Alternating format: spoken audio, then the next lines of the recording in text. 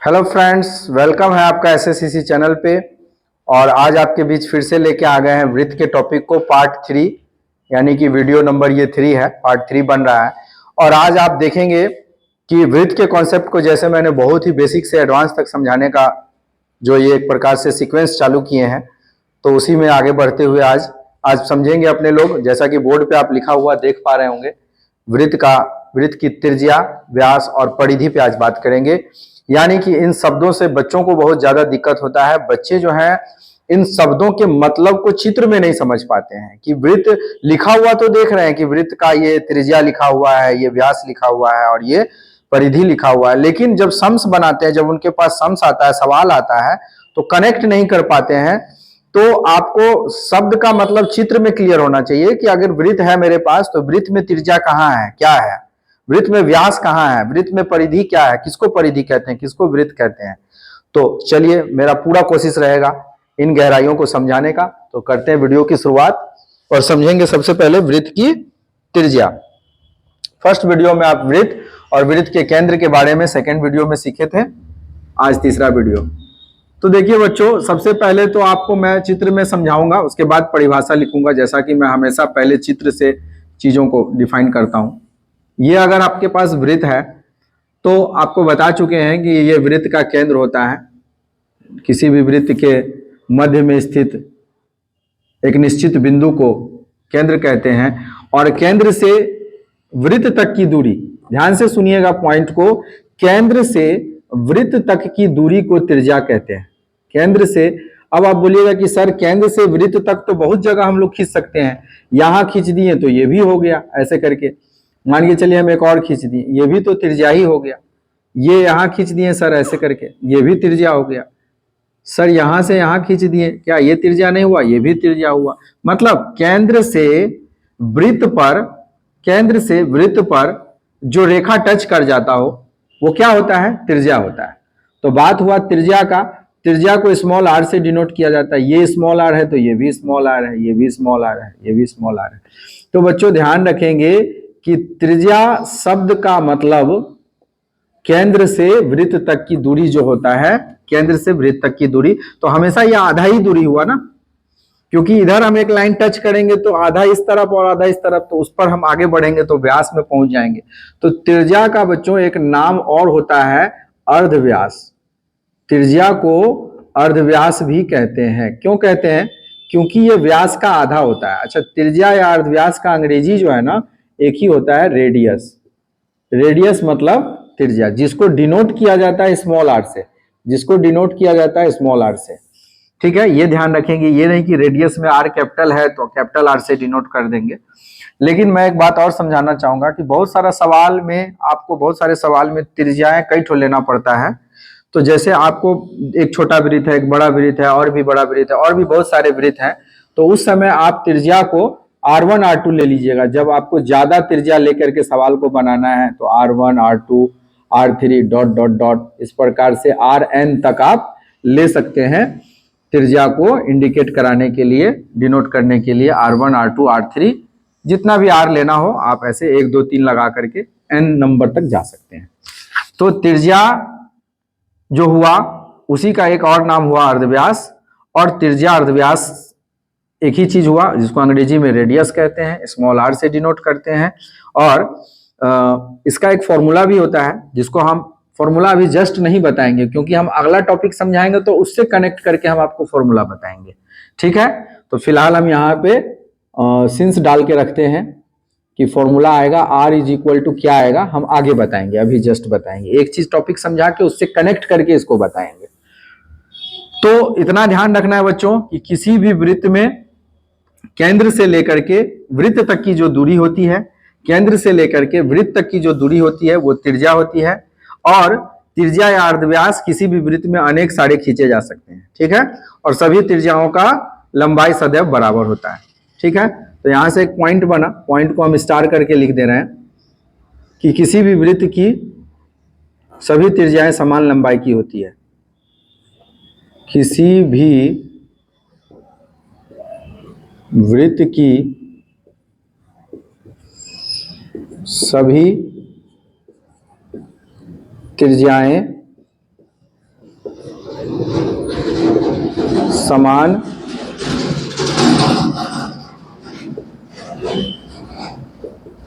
लंबाई की होती है। ठीक है, सभी किसी भी वृत्त की सभी त्रिज्याएं समान लंबाई की होती है। और परिभाषा अगर बोला जाए त्रिज्या का परिभाषा, तो बच्चों त्रिज्या का परिभाषा हम यहाँ लिख दे रहे हैं, त्रिज्या या अर्धव्यास। अब हम बार बार दोनों नाम नहीं लिखेंगे बच्चों, क्योंकि यहाँ पे हम मेंशन कर दिए हैं कि त्रिज्या को अर्धव्यास भी बोलते हैं, तो आप समझ जाइएगा, क्योंकि एक ही चीज को बार बार में टाइम ज्यादा लगेगा। तो त्रिज्या का परिभाषा क्या निकल के आता है कि किसी भी वृत्त में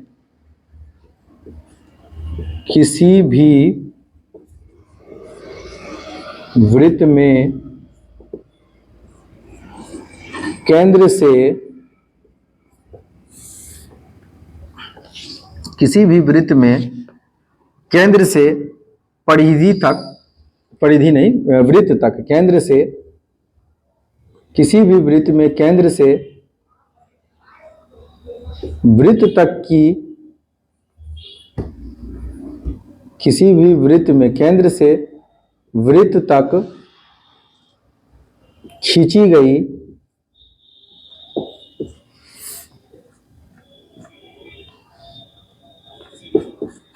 गई रेखा को,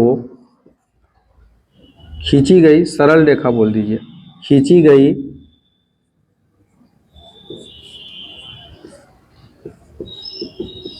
सरल रेखा को उस वृत्त का त्रिज्या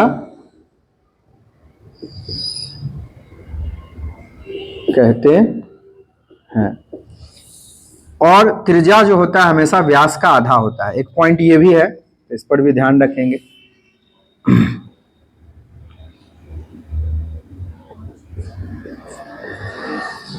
त्रिज्या हमेशा उस वृत्त के व्यास का आधा होता है। त्रिज्या हमेशा उस वृत्त के व्यास का आधा होता है। इतने बात को ध्यान रखेंगे बच्चों।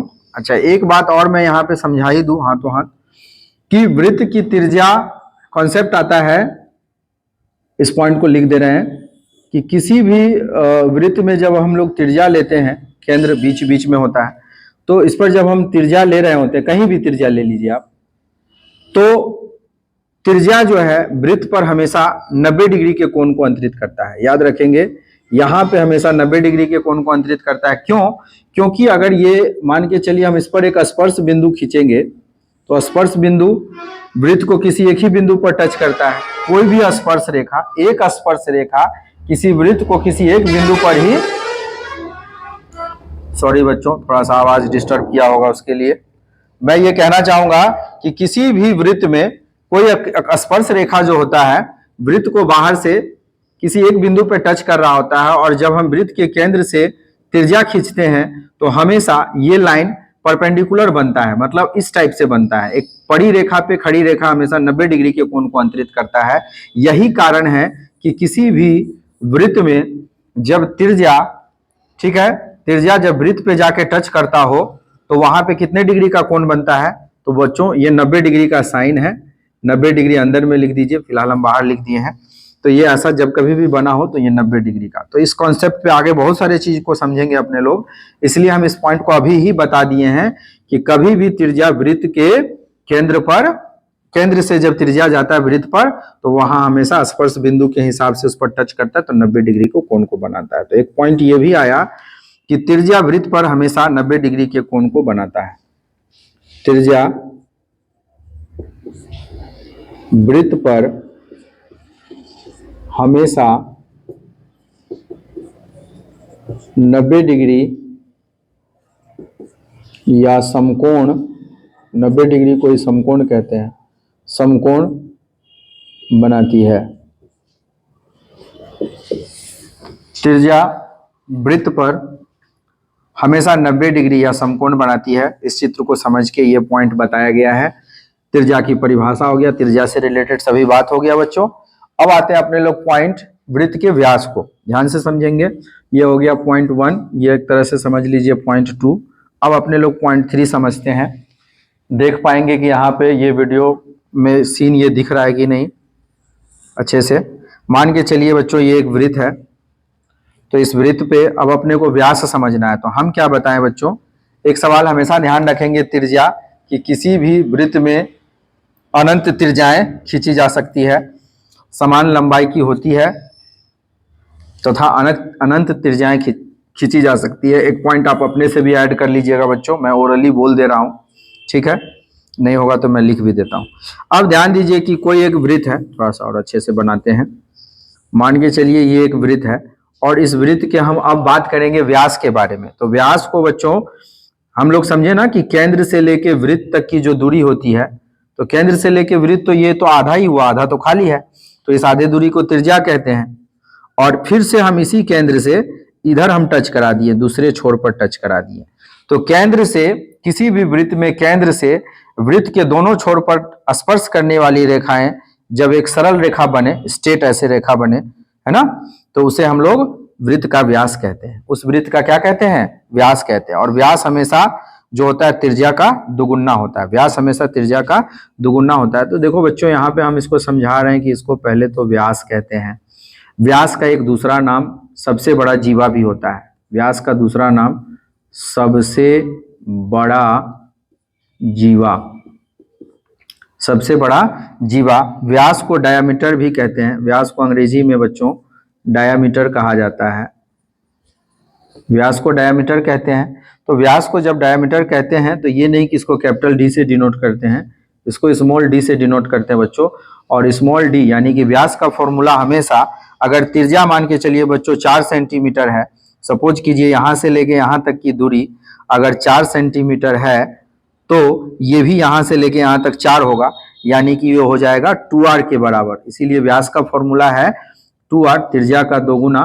तो सपोज कीजिए अगर ये 4 सेंटीमीटर है, तो उसी हिसाब से किसी भी सवाल में वृत्त की त्रिज्या दिया रहेगा बच्चों, तो उस त्रिज्या को डबल कर देंगे तो हमेशा आंसर आ जाएगा। तो ये ध्यान रखेंगे, इसलिए ये फॉर्मूला बन के आया है। अब देखिए हम एक बात आप लोग को बोले थे कि हम इसी फॉर्मूला से आपको त्रिज्या निकाल के दिखाएंगे। अब मान के चलो बच्चों अगर हमको आर का फॉर्मूला चाहिए, आर चाहिए यहाँ से, तो कोई भी बच्चा क्या करेगा, डी और 2 को नीचे ले जाएगा, तो इधर में क्या बचेगा, आर बचेगा।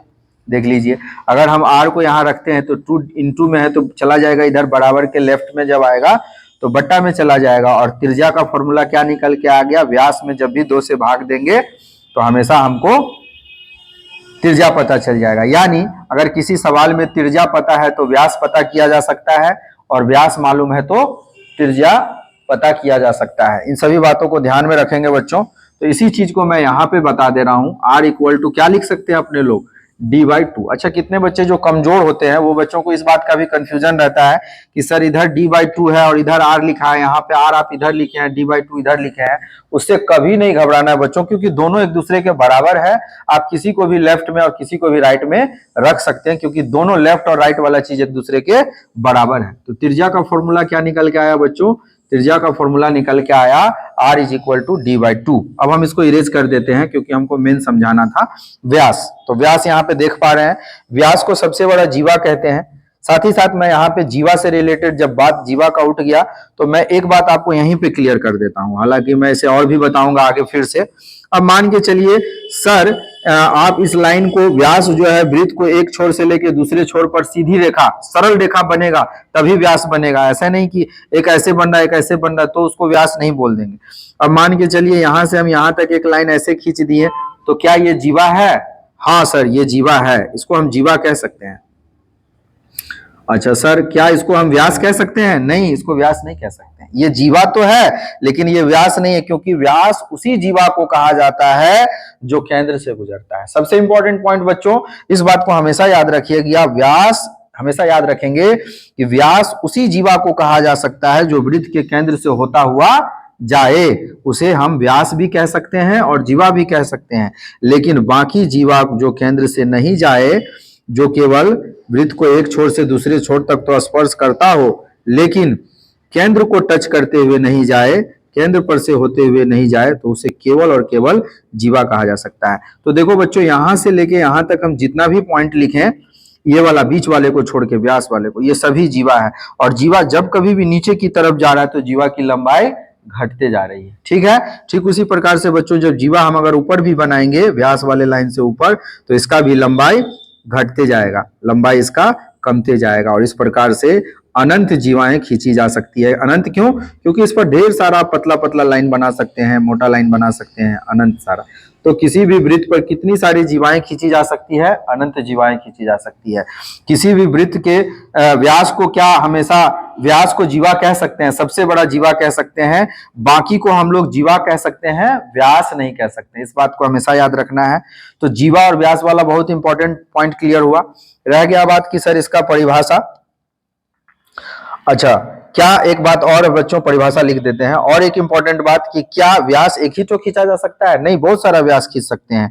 जैसे मान के चलिए हम इस छोर से इस छोर तक सीधा मिला दिए, केंद्र से होता हुआ आ रहा है सपोज कीजिए, तो वो भी तो व्यास होगा। जैसे हम समझाना चाह रहे हैं, मान के चलिए ये एक वृत्त है, यहाँ पे सेंटर है, तो हम ऐसे लाइन खींच दिए तो ये व्यास हुआ। हम ऐसे लाइन खींच दिए, सॉरी, ये स्ट्रेट लाइन केंद्र से जाता हुआ ये भी व्यास हुआ, ये केंद्र से जा रहा है ये भी व्यास हुआ, ये भी व्यास हुआ, ये भी व्यास हुआ, ये भी व्यास हुआ। केंद्र से जाता हुआ वृत्त को एक छोर से दूसरी छोर तक सीधी रेखा अगर स्पर्श करता है तो उस रेखा को हम लोग क्या कहते हैं बच्चों?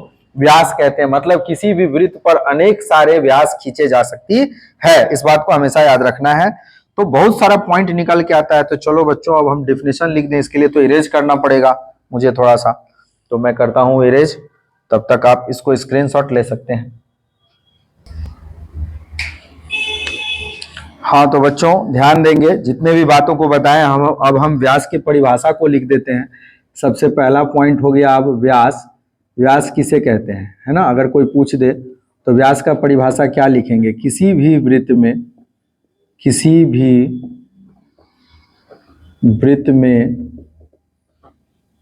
केंद्र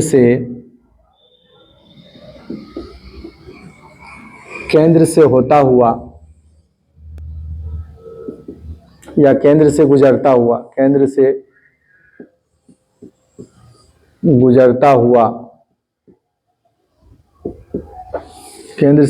हुआ सरल रेखा, ध्यान देना है, सरल रेखा जरूर लिखना है बच्चों, क्योंकि यहाँ पे स्ट्रेट लाइन होगा तभी वो व्यास कहलाएगा। किसी भी वृत्त में केंद्र से गुजरता हुआ सरल रेखा यदि वृत्त को दोनों छोर पर स्पर्श करता हो, यदि वृत्त को दोनों छोर पर स्पर्श करता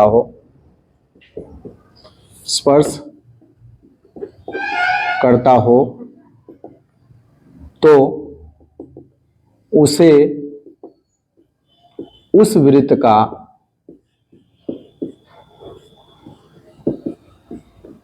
व्यास कहते हैं। और ये बात तो समझा ही दी कि व्यास जो है वृत्त का सबसे बड़ा जीवा होता है। तो इसको भी पॉइंट बना लेंगे बच्चों आप लोग अपने से। अब हम मेन पॉइंट जो क्यों समझा दे रहे हैं उसको तो बच्चे जो सीरियस होकर पढ़ रहे हैं वो तो बना ही लेंगे। अब बात उठता है कि वृत्त में सभी जीवा जो है व्यास नहीं हो सकता, है ना? केवल एक ही जीवा व्यास हो सकता है जो केंद्र से गुजरता है। तो इस पॉइंट को भी लिख लीजिएगा। चलिए बच्चों, तो अब यहाँ पे बात उठता है कि परिधि। ठीक है बच्चों, तो जीवा के बात को समझे, व्यास को समझे, सबसे बड़ा जीवा को समझे, फॉर्मूला समझे। ठीक है, और सबसे अच्छे से डिफिनीशन भी समझे कि किसी भी वृत्त में केंद्र से गुजरता हुआ सरल रेखा, क्योंकि जब तक वो सरल रेखा नहीं होगा तब तक उसको व्यास नहीं कह सकते। सरल रेखा यदि वृत्त को दोनों छोर पर स्पर्श करता हो, एक छोर ये हो गया, यहाँ पे स्पर्श कर रहा है और यहाँ पे स्पर्श कर रहा है, तो उसे उस वृत्त का व्यास कहते हैं। ठीक है, इतना चीज ध्यान रखेंगे, फॉर्मूला क्लियर है। अब अपने लोग पॉइंट है बच्चों, चौथा पॉइंट परिधि के बारे में। परिधि पर हम पूरा लंबा नहीं बताएंगे बच्चों अभी इस वीडियो में, क्योंकि वीडियो काफी हो जाएगा लंबा। परिधि शब्द को सिर्फ हम अभी फिलहाल समझा दे रहे हैं। नेक्स्ट वीडियो में हम लेके आएंगे परिधि टॉपिक। परिधि मतलब होता क्या है? परिधि किसी भी गोल चीज के किनारा को जब हम लोग लंबाई निकालते हैं, ध्यान से समझिएगा, ये गोल चीज है। तो सर जी आपने तो गोल चीज को वृत्त कहा था, तो वृत्त पहले वीडियो में मैंने समझाया था कि किसी भी गोल आकृति, पहला वीडियो आप देख लीजिए, वृत्त का परिभाषा समझिए। ये वृत्त है ना, ये भी वृत्त है, ये भी वृत्त, उससे छोटा ले लिए ये भी वृत्त है, उससे बहुत बड़ा ले लिए ये भी वृत्त है ना। तो वृत्त, ये सभी वृत्त है, लेकिन सभी वृत्त की परिधि, परिधि का सेंस क्या होता है बच्चों समझते हैं?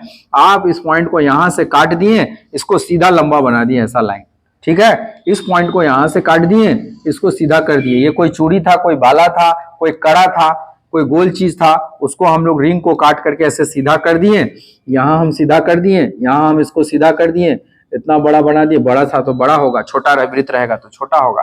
तो जब हम किसी वृत्त को काट करके उसको ऐसे स्ट्रेट लाइन बना देते हैं, और इस स्ट्रेट लाइन का मेजरमेंट जब हम स्केल से या इंची टेप वगैरह से जब हम माप ले लेते हैं, मेजरमेंट ले लेते हैं, तो जो मेजरमेंट होता है ना, उसी ही वृत्त की परिधि कहते हैं। माने वृत्त की परिधि एक्चुअल में लंबाई होता है। क्या होता है?